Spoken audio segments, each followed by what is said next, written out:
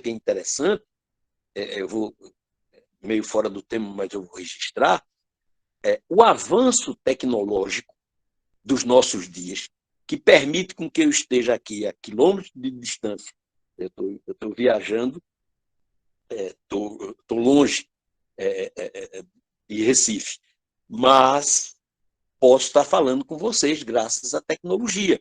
Posso estar passando minhas ideias, algumas das minhas ideias. Tudo bem. Entretanto, esse avanço tecnológico está sendo acompanhado por uma intolerância política que há muito tempo não se via e por uma ignorância.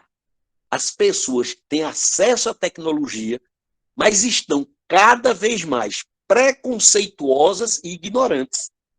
Isso é resultado de quê? Isso é resultado do trabalho permanente que esses grupos dominantes, que dominam também o pensamento e as suas formas de expressão, o papel que eles exercem, usando instrumentos como a escola, que é um instrumento ideológico, as religiões, as igrejas, que se transformaram em instrumentos importantíssimos para manter o conformismo, manter o status quo, manter as pessoas conformadas com a sua situação. Então, a tecnologia está sendo, o avanço tecnológico está sendo, até certo ponto, neutralizado por uma série de ações, digamos assim, de contra-inteligência, quer dizer, não é de contra-inteligência, contra a inteligência, contra o direito crítico. As pessoas recebem muitas informações, porém, o espírito crítico tem diminuído, a capacidade de processar essas informações. Às vezes, as informações são tantas que as pessoas não processam, as informações batem e escorrem, como se fosse água no cimento. É preciso que essas novas gerações, vocês, desenvolvam a capacidade de pensar criticamente. E ninguém consegue pensar criticamente se não tem uma filosofia, se não tem uma metodologia para circular no meio dos fatos e separar o joio do trigo. Câmbio. Vamos lá, pessoal. Mais alguém? Deide, Tássio. Vamos lá, senhorita Ellen. Alguém mais? Vossa Excelência, compadre. Eu tenho uma pergunta. Gabi, vamos Eu nós. tenho, sim. O senhor tinha falado no começo da aula, professor, que as mulheres não tinham esse direito de cidadania em Roma.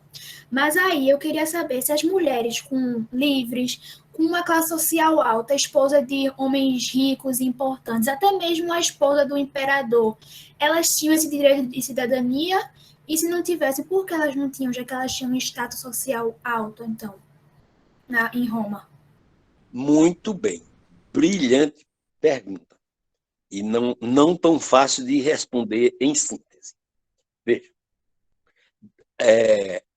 A mulher, historicamente, tem várias fases.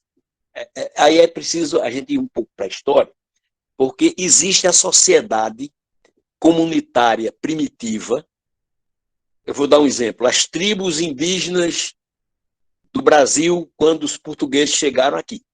Nas tribos indígenas, as mulheres tinham os mesmos direitos dos homens.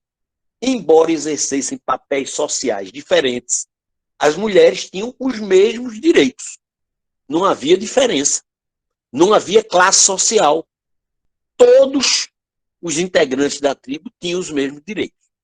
Quando foi que as mulheres começaram a ser discriminadas? Veja a origem histórica. As mulheres começaram a ser discriminadas quando começou a chamada civilização. A civilização começou com a sociedade de classes, com a propriedade privada, com a apropriação excludente das riquezas. Porque na comunidade primitiva, entre os índios, não tinha rico nem pobre, não. Todos tinham os mesmos direitos com relação à propriedade, dentro da comunidade. Quando veio a civilização, chamada de civilização, a propriedade foi apropriada.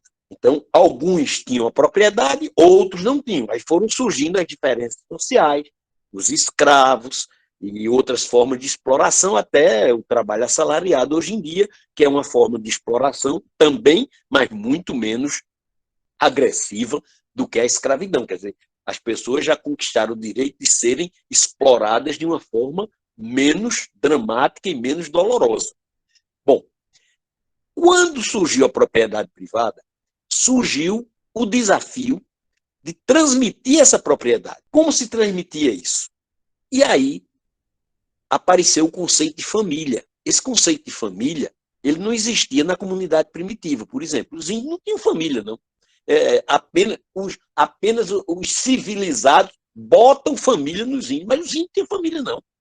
Nem casamento, nem coisa nenhuma, nem registro civil, nem registro de nascimento, nem ninguém sabia quem era o pai, sabia quem era a mãe, mas não sabia quem era o pai. O pai podia ser qualquer um, porque havia plena e total liberdade sexual. Quem quisesse transava com quem quisesse e ninguém ligava para isso. Quando veio a sociedade de classes, aí veio a transmissão da propriedade. Então o camarada queria transmitir para quem? Para o seu filho. Como garantir que o filho era seu? Tem uma frase do direito romano que é muito interessante. Diz, mater semper certa, pater semper incertus est. Ou seja, mãe só tem uma. Mãe a gente sabe quem é. Pai nunca se sabe. Né? Então, por conta dessa coisa, a mulher passou a ter seus direitos tolhidos, reprimidos, para garantir, por todas as formas, que o filho fosse do marido ou enfim. Isso foi se cristalizando ao longo do tempo. Na sociedade romana, as mulheres não tinham direitos, como na Grécia, na Atenas democrática. Atenas democrática, as mulheres não tinham direito. As mulheres não participavam da democracia ateniense. Em Roma, o que é que acontecia? As mulheres, mesmo da elite, tinham influência, mas não tinham direito. Isso foi ao longo do tempo, porque aí é uma coisa de história. Porque, por exemplo, no Egito, a sucessão ainda se fazia pela linha materna. No Egito, nos tempos dos faraós, a sucessão era matrilinear, né? Era pela linha materna. Mas, com o passar do tempo, os homens foram se apropriando das mulheres. E essa apropriação tem... O maior símbolo dessa apropriação é na Idade Média, quando a elite, os membros da elite partiam para uma cruzada, deixavam as mulheres com cintos de castidade. Né? Era uma calcinha de ferro, né, que não permitia o ato sexual, né, para garantir que a mulher, enfim, eu digo brincando que, felizmente, sempre existiam ferreiros competentes. Né? Então, os ferreiros desfaziam e refaziam os cintos de castidade, mas isso era uma exceção. Isso é um símbolo. Então, em Roma, a mulher da elite até muitas vezes tinha influência sobre os maridos, sobre os irmãos, nos filhos. No Império Romano do Oriente, teve uma mulher de um imperador que teve uma grande influência e chegou a ser tratada como imperatriz, que é Teodora. Entretanto, é um caso, né, de influência da mulher pelas suas qualidades, pelas suas habilidades, uma ou outra, como caso isolado, conseguia furar esse bloqueio. Entretanto, a maioria das mulheres da elite vivia em casa, né, não participavam da política, não tinham direitos, às vezes, de circulação, de frequentar certos ambientes. Por exemplo, em Roma, as saunas, os banhos públicos eram exclusivos para os homens. Mulher não participava. Na Inglaterra, que a gente vê nos filmes da era vitoriana, não faz muito tempo não, do século XIX, os clubes eram masculinos. Mulher não entrava sequer no clube. Não tinha direito de entrar num clube, que eram exclusivos para homens. Então, essa essa luta ela é milenar. Em alguns momentos se torna mais dura, em outros momentos existem certos, por exemplo, no Renascimento, a gente encontra uma ou outra mulher que exercia algum papel de destaque. Lucrécia Borgia, por exemplo, é citada. Mas você vê quantos nomes femininos emergem da história. Né? São muito poucos em relação aos masculinos. Não sei se te respondi. Respondeu, conseguiu responder sim, viu? Obrigada, professor. Nada. Quem quiser pode aproveitar, embora o tempo já esteja aí, o tempo. Epa, já estourou o tempo. Oi, então, é que o senhor falou lá no começo sobre a ditadura aqui no Brasil, o senhor mencionou ela. Queria saber, assim, como efetivamente ela afetou no atraso, assim, da luta pelos direitos da cidadania do brasileiro. Afetou muito. Muito, muito, muito. Totalmente. Veja, a ditadura, a democracia que existia no Brasil tinha 20 anos. Menos de 20 anos. Tinha 19 anos de democracia depois da ditadura de Getúlio Vargas, que acabou em 45. Em 64, tinha uma Constituição em vigor, a Constituição de 45, 46, tinha uma Constituição em vigor, regras vigentes, embora muito excludente, porque, como eu disse, os analfabetos, que eram uma grande maioria da sociedade, em algum momento sequer votavam, mas existiam regras democráticas em vigor. O que aconteceu em 64? Rasgaram a Constituição e implantaram uma ditadura. Não tem outra palavra. Implantaram uma ditadura. A ditadura revogou os direitos conquistados na Constituição. Liberdade de ideia não tinha. Você vê coisas. A novela, para não ir muito longe, os artistas, se você contar, o programa de Chacrinha era censurado, né? Tinha um censor ao vivo, censurando ao vivo o programa ao vivo, né? Um censor lá que podia tirar do ar a televisão. Né? As peças de teatro, para serem exibidas, tinham que passar pela censura. As músicas eram submetidas à censura. Então, quantas músicas de Chico Buarque, de Caetano Veloso, de Gilberto Gil, e de tantos e tantos e tantos e tantos e tantos e tantos outros artistas foram censuradas, né? Proibidas de tocar, peças de teatro proibidas de serem exibidas, filmes proibidos de serem exibidos, pessoas que foram presas, torturadas e mortas por conta de um discurso, por conta de ideias, a institucionalização da tortura, coisas assim que as pessoas não tinham direito. Não tinham direito. A ditadura não dava direito de se eleger prefeito de capital. Governador de estado não era eleito. Era nomeado e aí a Assembleia referendava. Era um jogo de faz de conta. Mas eram os militares que nomeavam os governadores. Os presidentes não eram eleitos pelo povo, eram eleitos pelo colégio eleitoral, que era controlado pela ditadura. Então, tudo isso afetou muito os direitos, todos os direitos. Em outras palavras, na ditadura você não tem direito. Na democracia você tem. Como eu disse, precisamos preservá-la e ocupar os espaços do direito. A luta é para ampliar a democracia. Eu sou contra qualquer movimento. Até fora Bolsonaro eu sou contra. Não concordo com nada, mas foi eleito para 4 anos e é para cumprir os 4 anos. A não ser que surja uma circunstância, mas uma circunstância efetiva. Mas não porque eu não gosto do governo, não porque o governo é impopular. Né? Aliás, já que entra no Bolsonaro, as pessoas dizem fora Bolsonaro, e eu digo muito bem, fora Bolsonaro, e dentro quem? Essa é uma pergunta que é complicada. Fora Bolsonaro, tudo bem, fora fulano, fora Beltrano, fora. E dentro quem? Porque se for para um confronto, eu não acho que as forças populares levem vantagem. Eu acho que nós vivemos um estágio em que temos que defender e preservar o que foi conquistado. E, a partir daí, avançar. Câmbio. Professor, Obrigada. se a gente quer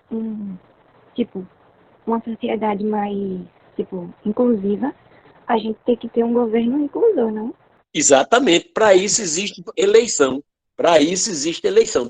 Para o ano, tem eleição. E aí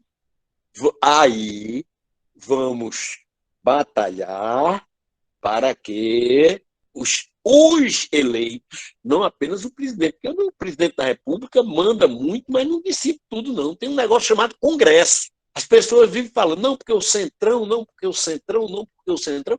E quem elegeu? E quem elegeu os deputados? E quem elegeu os senadores? E quem elegeu o presidente da República? Então, essa consciência democrática, que o voto, quando você vota, eu vou dizer, eu mesmo voto no vereador amigo, é meu amigo. Meu amigo, voto nele. Meu amigo pode me ajudar numa coisa, noutra, voto nele.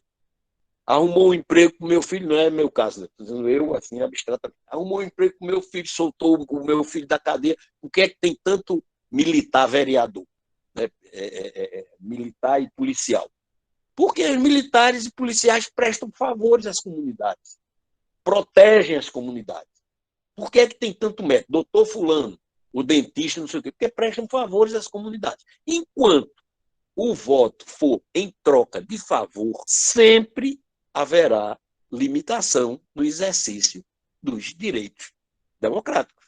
Quando o voto for consciente, à medida que a sociedade for avançando na direção de um voto consciente, aí as coisas podem mudar. O Congresso pode mudar leis, pode aperfeiçoar leis e pode piorar leis também. Não sei se respondi câmbio. Sim. Pronto, compadre. Eu me dou por satisfeito, a menos que alguém queira fazer alguma intervenção aí. Mais alguém?